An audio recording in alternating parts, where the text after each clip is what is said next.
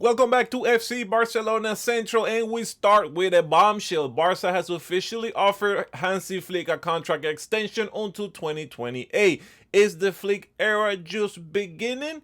But it's not all smooth sailing. We're diving into the internal disruption caused by Marc-Andre Ter Stegen's sudden start in La Copa del Rey. The board wants him out in January, but the captain might have other plans.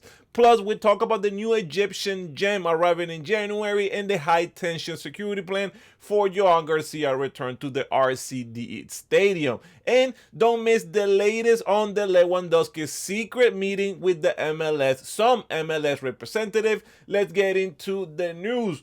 The biggest news of the day is the long-term future of our bench. According to Bild, the German newspaper, report says that Deco and Laporta have proposed an extension to Hansi Flick onto June 2028. Well, the current deal is only has 1 year left after this season, and Deco wants to avoid the lame coach syndrome. They want to shield this project before the upcoming presidential elections, ensuring Flick remains absent from this political noise. Flick is famously not a fan of long-term contracts, with almost but he's happy here in Barcelona. Remember that he revamped this team with also zero investment. He trusted La Masia and brought trophies back. The negotiation is about to be for 1 year to year, or like he has done, but potentially reaching to 2028.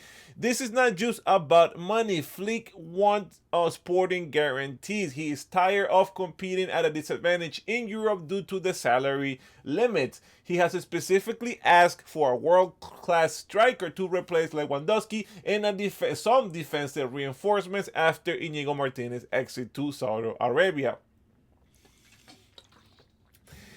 Truthfully, this is a massive win for Laporta, which had support from the fans. Flick has support from the fans, the players, and the board. Securing him is securing the soul of this new Barcelona. Now, let's talk about the drama in the goal. Marc-Andre Ter Stegen's start against Guadalajara didn't just surprise us. It caused an internal chatter within the club. The board plan is clear. Johan Garcia is the number one. If Ter Stegen is not going to play, they want to communicate to him and show him that he has to look for an exit in January. This will save the club of his massive salary and the clear long shadow that he casts over Johan Garcia in the locker room. Flick told the board that Szczęsny was going to start, then he switched to Ter Stegen in the last minute. This has caused some executives to be worried because they fear that Ter Stegen's legendary persuasiveness might convince Flick, for him to play in the Copa del Rey. Who knows? I trust what Flick is doing, how he's handling this. Perhaps the best solution forward is for Ter Stegen to go on alone this season so he can play for his own national team. But the club wants to leave him, get rid of him now, and they also know that Ter Stegen is the captain. Ter Stegen said that he loves Barcelona, and then he might just be trying to prove that he's still the best option. It's a tactical battle between the coach respect and the legend of the club. I mean, he's been here for a while, and also some financial and sporting reality of this club. Again, this will not be the last time that we are going to stop talking about Marc-Andre Ter Stegen and the saga with his contract and where he's going to go. Is he going to play or not? Allegedly, there are rumors that Szczęsny offered his starting role to Ter Stegen. That has not been confirmed. That is just rumors. But Barcelona is moving fast to secure the future, especially looking for goals. We have two new players that might come to Barcelona. Well, this one seems to be like a done deal. It's almost a done deal. Hamza Abdelkarim, the 17-year-old striker from Al Ahly, is expected to join Barca Athletic in January. It is a 6-month loan with a 4 million euros purchase option. He is a clinical finisher who shone at the Under-17 World Cup. We are also chasing Jesse Bisiwu, another 17-year-old winger from Brugge. Deco has already met with his family. He's an explosive left-footed who can join the first team dynamic very soon. And speaking of strikers, Robert Lewandowski and his agent Pini Zahavi met with the Chicago Fire sporting director in Barcelona at a hotel last Sunday. Chicago is going all out with a multi-million-dollar Messi-style offer with brand and deals. Now, keep in mind, Lewandowski loves Barcelona and plans to live here, well, not here, in Barcelona after his retirement. But a final adventure to the MLS is looking more likely next summer, especially if they are, paying him a lot of money with brands deals, etc. He will absolutely be the face of the Chicago Fire if this will happen.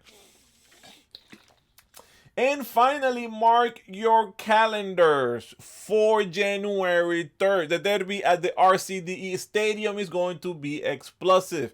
This is going to be the Joan Garcia derby, returning to his old home after being the starting keeper for the biggest rival is going to turn up the tension to 11. Espanyol is terrified of stadium sanctions. They are deploying a record number of private security.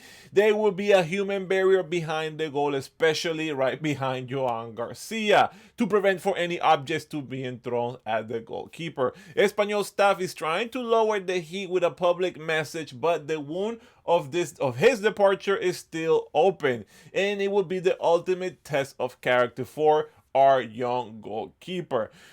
From contract renewals to secret hotel meetings and high security derbies, Barcelona, it's always is never boring. It's definitely something happening. Before we go, do not forget that the Finalissima 2026 has just been announced. It's Spain versus Argentina in Qatar on March 27th. This means it's Messi versus Lamine Yamal officially has been confirmed.